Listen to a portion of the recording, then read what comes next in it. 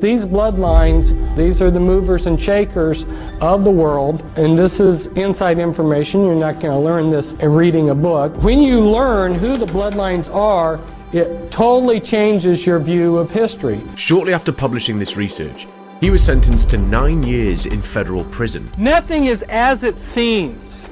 This is one of the first big lessons that we need to draw in dealing with our reality. Let me tell you the names of the top 13 bloodlines. This talk was recorded in 1998. Later, he was sentenced to 111 months in federal prison. Researching this, I found that the first federal judge to review his case said there was no evidence against him. And I'll be honest, that part scares me.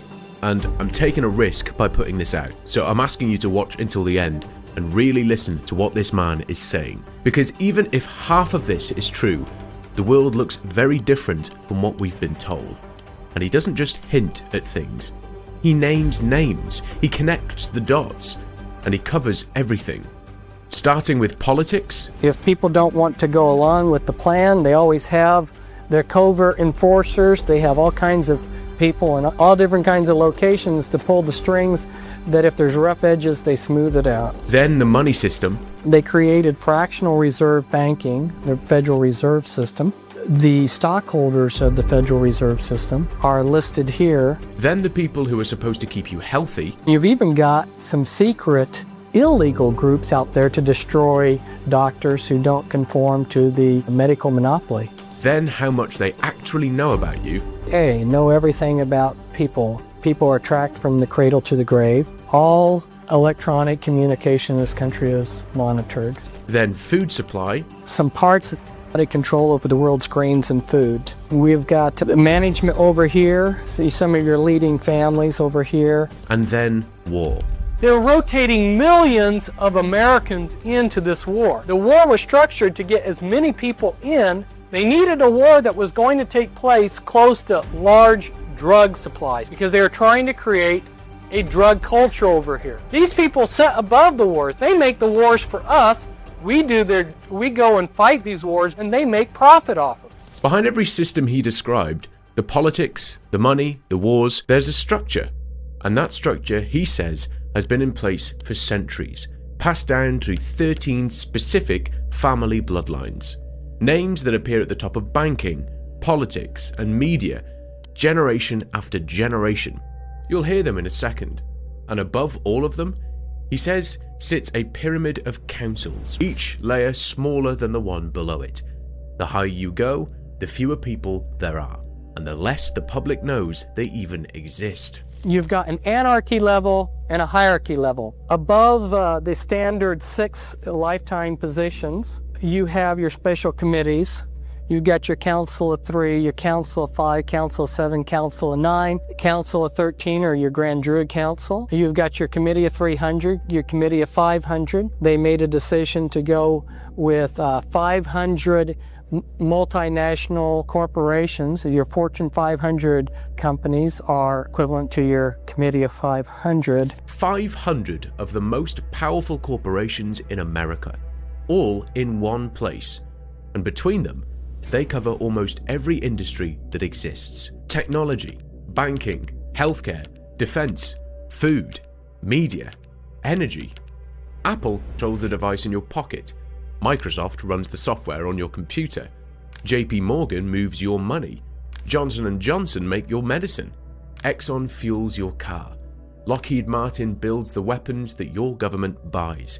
And Google decides what information you see first when you search for anything. These are not separate worlds. They are connected. The same investment funds own shares in all of them simultaneously. BlackRock, Vanguard, State Street, 3 companies that most people have never heard of, sitting as major shareholders across hundreds of these corporations at the same time, across every industry, all at once. Now, Fritz says they would use 500 multinational corporations as their operating layer, the visible face of a much deeper structure. 500 corporations covering every system that runs your daily life. That part is not a theory.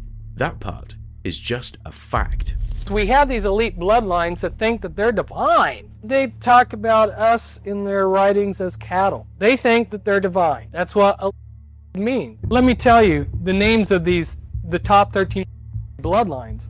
Astor, Bundy, Collins, DuPont, Freeman, Lee, Kennedy, Onassis, Rockefeller, Rothschild, Russell, and the Merovingians, which the British royalty is part of the Merovingians. That's a 13th bloodline, as it's called, and the Van Dyne family.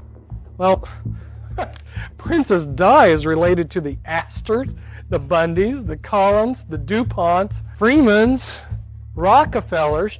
Yeah, she's related to J.D. Rockefeller. And yet they say, that Prince Charles married a commoner, and she's got more blood practically than he does. These are the 13 families Fritz names. Some you already know, some you've never heard of. All of them, according to him, sit at the very top of the same pyramid. The Rothschilds built the first international banking network in history, financing entire governments and wars simultaneously. Today, Rothschild & Co. still operates globally as a private financial advisory firm controlled by the family. In 2023, they quietly bought back all public shares of the company to take it fully private again. The Rockefellers took control of American oil through Standard Oil, at one point owning 90% of all US refineries. Those pieces became ExxonMobil and Chevron. Today, the Rockefeller Foundation actively shapes global health policy, food systems, and energy transitions across entire continents. The Astors bought Manhattan real estate when it was worth almost nothing. They held it for generations. The name is still on some of the most expensive properties in the world. The DuPonts made their fortune in gunpowder. Keep that in mind, Fritz goes deep on war later in this video, and the DuPonts come up again. Then they moved into chemicals. Products they developed are inside your clothes, your kitchen, and bulletproof vests right now. The Kennedys entered politics and never left. One became president. Two were assassinated. The Onassis family controlled one of the largest private shipping fleets ever built, at a time when controlling shipping meant controlling global trade. The Russells built early wealth through the opium trade and were connected to the founding of Yale University and the Skull and Bones fraternity. The Merovingians are a royal bloodline from medieval France. Fritz places the British royal family inside this lineage. Then there are the names most people have never heard. The Bundys had members inside the Manhattan Project, the CIA, and the Council on Foreign Relations. The Collins family has almost no public profile and no visible presence, which, according to Fritz, is exactly the point. The Freemans, the Van Doynes, and the Lee family round out the list. The Lee family, Fritz says, controls much of the financial infrastructure of East Asia. In the United States, here's the political process. At your high level, we've got decisions that are made. Those decisions are transmitted down to the national level. Okay, on the national level, we've got a group called MJ-12, Majestic 12. MJ-12 originally had 6 men from the executive committee of the Jason Society. It had 6 men from the executive committee of the Jason Group, and then it had men in key positions in the government, such as head of CIA, National Security Council, FBI director. So they pass it down to the level 2 decision makers, which are the policy planning groups. Policy planning groups include the Council of Foreign Relations, Trilateral Commission, Brookings Institute, the Business Roundtable, American Enterprise Institute, the Population Council, Resources for the Future, Urban Institute. These people make decisions. Okay, but they can't make all the decisions still. They pass some of the decision making on down to the research policy planning groups, and I've just listed a few of those.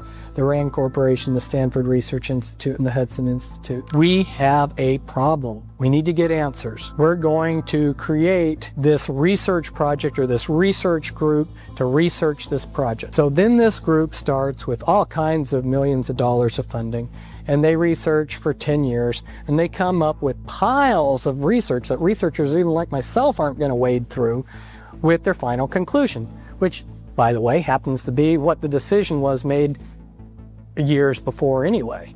So then the newspapers, which are controlled by them, these are your opinion makers, who intelligence agencies, national news media, and government councils, they'll start broadcasting what this decision was. They're lackeys that make it look like the grassroots are in favor of this. they pass the legislation and it becomes law. And if people don't want to go along with the plan, they always have their covert enforcers. They have all kinds of people in all different kinds of locations to pull the strings, that if there's rough edges, they smooth it out. Think about how science actually works today. A researcher needs money to do research. That money comes from somewhere. Most of the time, it comes from a foundation or a university grant. And those foundations were built with the wealth of the same families Fritz just named. So, the researcher works, he produces results, and those results, consciously or not, tend to align with what the people paying him want to see. Fritz says the logic behind it is simple. You don't bite the hand that feeds you. Now take it one step further. A government announces a serious problem that needs a serious solution. They spend $5, $10, $50 million. They hire hundreds of researchers. They run it for years. The media covers it, the public waits. Then the conclusion comes out, and it's exactly what the people who funded it wanted from the beginning. According to Fritz, these studies were never about finding the truth. It was about producing a document that makes a predetermined conclusion look like science. Then the media covers it as fact, and the public accepts it because it came from experts, with funding, with credentials, with years of experience and research behind it. Fritz was talking about this in 1998. Back then, it was the media, the newspapers, the television, the people who controlled what millions of people heard and believed every single day. Today, that list got longer. Now it includes influencers, people with millions of followers who shape opinions, recommend products, and push narratives, sometimes without their audience ever questioning where that message is actually coming from. It was wild that I didn't know how close my own wife was to the Clintons. I didn't realize it at the time. How close was she to the Clintons? I mean, cell phone away, like, or hey, tell Ye to say this away, or hey, go out and use your platform to push the. Do you feel like at times you were manipulated by political forces through your wife? Attempt manipulation. I'll let you think about that one. If we go in and look at the financial element in the world system, how is that controlled? They created fractional reserve banking, the Federal Reserve System.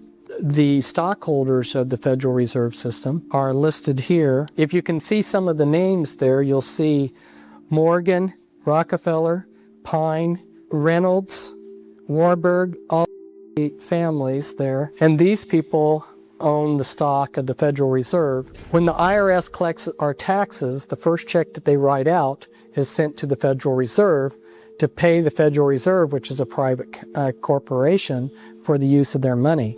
Here's something most people never learn in school. The Federal Reserve is the central bank of the United States. It controls interest rates, it decides how much money exists in the economy. Every mortgage, every business loan, every credit card, all of it moves according to what the Federal Reserve decides. Most people assume it is a government institution. It sounds like one. It has the word federal in the name. But it is not a standard government agency. It operates as a hybrid structure, part public, part private, something that has no real equivalent anywhere else in the world. The 12 regional Federal Reserve banks are technically private corporations. They have shareholders. Those shareholders are member banks, and they receive dividends. The full chain of ownership behind those banks is not publicly disclosed. When the US government needs money, it borrows from the Federal Reserve. Then it pays it back with interest. That interest comes from taxes. Your taxes. In 2023 alone, the US government paid over $650 billion in interest on its debt. That's more than the entire defense budget. So the process looks like this. The government spends money it doesn't have. It borrows from the Fed. The Fed creates that money. The government pays it back with interest, and that interest is collected from the population through taxation. Every single year. Now here's the question worth sitting with.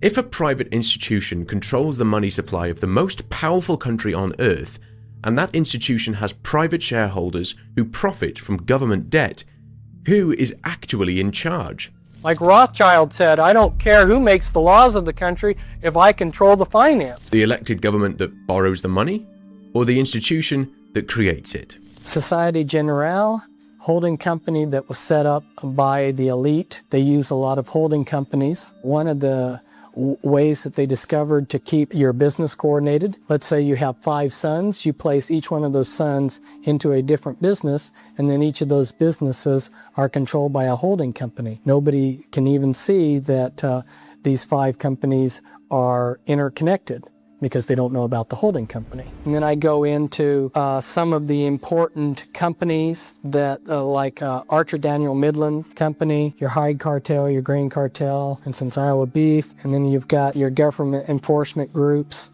like the USDA, which if you're not a company within the cartel, they can use the laws to destroy you. And then the manipulation like the weather.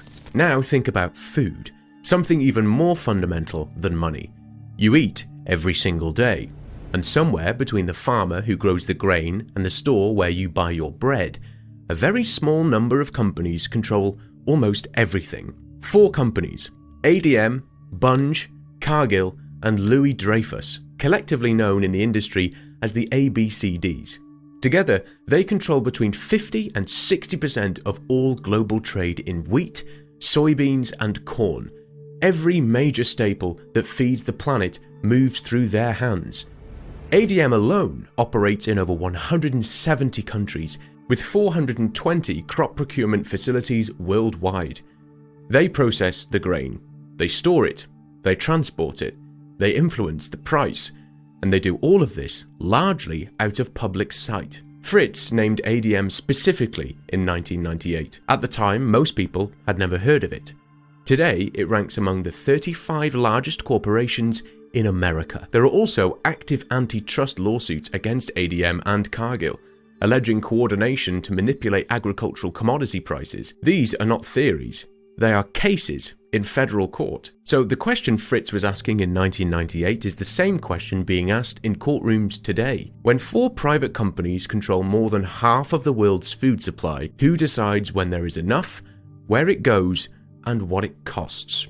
This is another one of my charts. This is showing healthcare. You've got basically 3 different groups. You've got your patients and your public out here, and they're controlled because the resources that people have and your knowledge and the available care are all carefully controlled.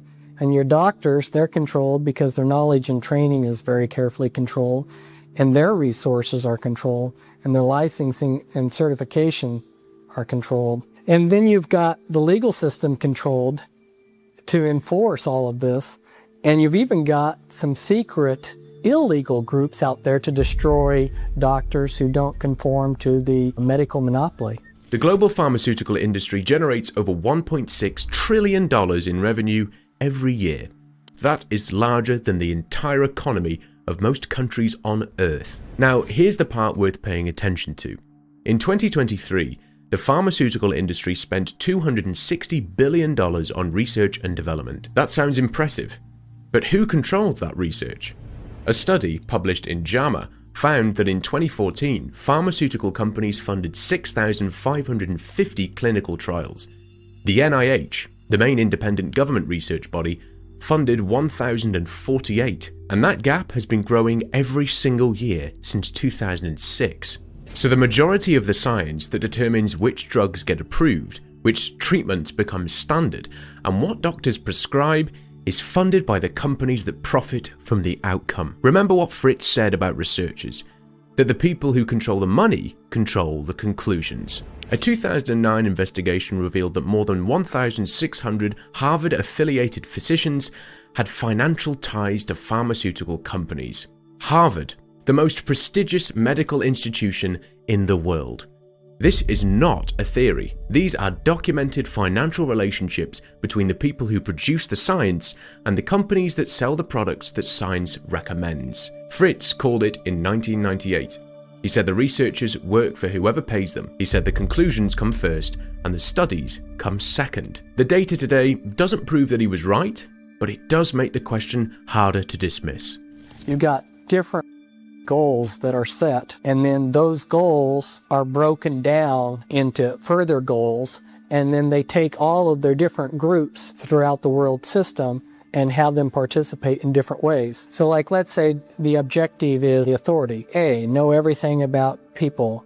Big Brother. So they got 9 beast computers, which are tracking all people. People are tracked from the cradle to the grave. CIA, IRS, FBI, NSA, records of all potential opponents to the New World Order. Got social security numbers and social insurance numbers. Banks and crediting, keeping track of people. You know, when you're making a transaction on your ATM in a few seconds, it's recorded in the beast computer. All electronic communication in this country is monitored. That's why the National Security Agency. Fritz said this in 1998. Every electronic communication is monitored.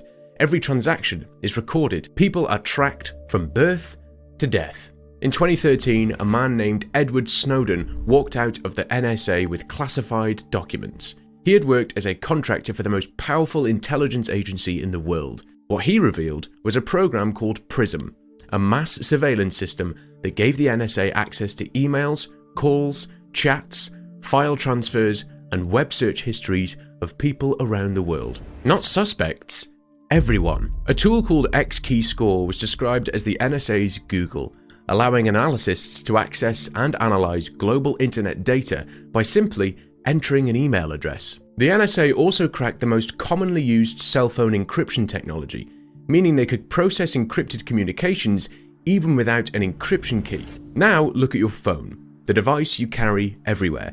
The one that knows your location, your contacts, your search history, your banking details, your face, and your voice.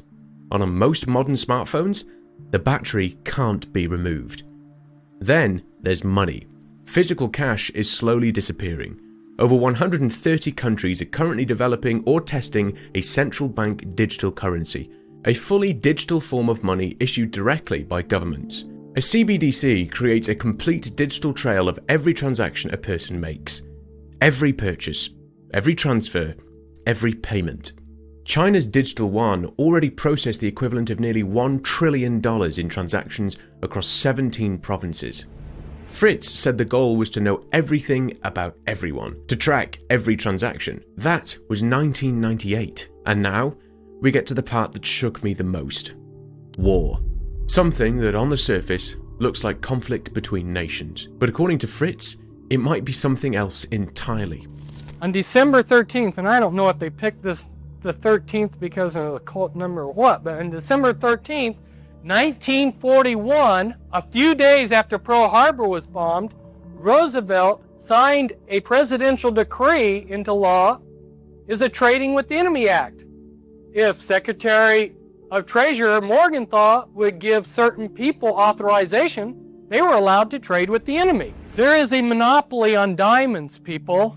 De Beers has it. De Beers connects in with the Rothschilds, and their diamonds shouldn't be as expensive as they are. That's a scam too, because they're purposely got a monopoly so that they can make us think that diamonds are rare. But there is so much industrial use of diamonds that when the United States went to war in 1941, they realized that we had an immediate need for 6.5 million carats of diamonds. The U.S. government requested 6.5 million carats of diamonds from De Beers, which is located in London, and they turned down the United States. So what were the Rothschilds and the De Beers doing in World War II? Germans had the same need for diamonds as we. Diamonds are used in gyroscopes for the submarines, for the airplanes, and for their V-2 missiles. Who supplied the diamonds for Germans, the millions of carats? It's a diamond monopoly. It's real easy to figure out, people. They sent the diamonds to the Germans through Belgium, Congo. The United States government tried to stop them. These kingpins have so much power, they not only ignored the U.S. government, but they're able to cover their track and suppress anybody from even leaking the story. According to Fritz, the Rockefellers shipped oil to Spain during World War II. Spain was officially neutral, but it was controlled by France, who was openly pro-German. And from Spain, that oil went directly to the other side. The US government was fully aware this was happening. What makes this harder to dismiss is the paper trail. Standard Oil, the Rockefeller company, had a formal partnership with IG Farben, the largest industrial corporation in Germany at the time. They shared technology, they shared patents, and they shared profits. Congressional committees investigated this after the war. The documents are in the National Archives. they are not hidden. In fact, a historian named Charles Higham spent years going through them and wrote an entire book about it. The book is called Trading with the Enemy. It's still available today. The chairman of Standard Oil at the time went to court over it. He did not deny it. Fritz says the German war machine would have collapsed in 1942, 3 years before the war ended, if that oil had stopped flowing. And the war connections don't stop with the Rockefellers. Fritz moves to another name on that list. Onassis. There were approximately 480, don't quote me on the number, something like 480 Greek merchant ships when the war began. There's different figures on how many of those Greek ships were. Some say all the Greek merchant ships were sunk. Onassis says, I think, 450 of the Greek merchant ships. You have to understand that Greece in the Mediterranean, you had all kinds of heavy fighting going on in the Mediterranean. Anything that was sailing was fair game for everybody. I mean, there were all kinds of activity going on. You had Germans and Italians and British and Americans. There were a lot of shipping sunk. I don't remember the figure offhand on how many ships Onassis had, but he had, I'm sure, over 100 merchant ships. The entire Greek merchant fleet, essentially, from one side or the other, was sunk during the war. But Onassis did not lose a single ship. That took collaboration at the highest levels of the Axis and the Allies. And then he moves to the DuPonts. The DuPonts, another family I expose in there. The DuPonts have had almost a virtual monopoly on making gunpowder. Every war that happens, they make millions and millions of dollars off of the gunpowder and all the other armaments. I would imagine if I was a DuPont, I wouldn't want peace to last too long. I mean, war is pretty lucrative. What do these cruise missiles cost? Think of this stuff. Wars have winners and losers, but there's always a third category. The ones who profit regardless of who wins. The weapons manufacturers, the oil companies, the banks that finance both sides, the pharmaceutical companies that supply the painkillers that follow soldiers home. Every major war in the last century made certain families significantly wealthier than they were before it started. The infrastructure gets destroyed, the population gets traumatized, and somewhere a contract gets signed. What was the Vietnam War all about? Well, if you look at the way they structured it, you went over, they didn't send over a unit en masse, and when that division had fought for a while, pull out the division, they rotated the guys in. So you had a year tour. They were rotating millions of Americans into this war. The war was structured to get as many people in to Vietnam as possible. And what did they want to do when they got the men over in Vietnam? They needed a war that was going to take place close to large drug supplies because they were trying to create a drug culture over here. Why did they want a drug culture? A number of reasons. People are easier to control when they're addicted, makes big bucks. I'll be honest with you, everything Fritz said in this video shook me. I don't know how much of it's true. I'm not here to tell you what to believe. I'm here to present a different perspective on the world we live in. Do your own research. Look into the details yourself. Draw your own conclusions. But the question remains, if even part of this is true, what do we do? And something Woody Harrelson said in a documentary called Ethos, he talked about the power consumers have to change the world through daily purchasing decisions. His point was simple. The companies that control food, medicine, energy, and media, they exist because we fund them. Every purchase is a signal. Every dollar is a vote. The moment people stop buying from companies that poison their food, pollute their environment, and manipulate their choices, those companies are forced to change or disappear. Politicians and corporations will realize the population is woken up the moment people start spending their money wisely. So buy local when you can. Choose companies that are transparent. Question what you're told to consume. Put your phone down, spend time outside, talk to people face to face. The system Fritz describes thrive on distraction, dependency, and disconnection. The antidote to all three is simple. Be present, be conscious, and be very careful about who you make rich. Because in the end, that might be the only power they cannot take away from you. If you made it this far, thank you. Seriously. If this video made you think, a like takes 2 seconds and helps more than you know. Drop your thoughts in the comments. I read every single one. Until next time.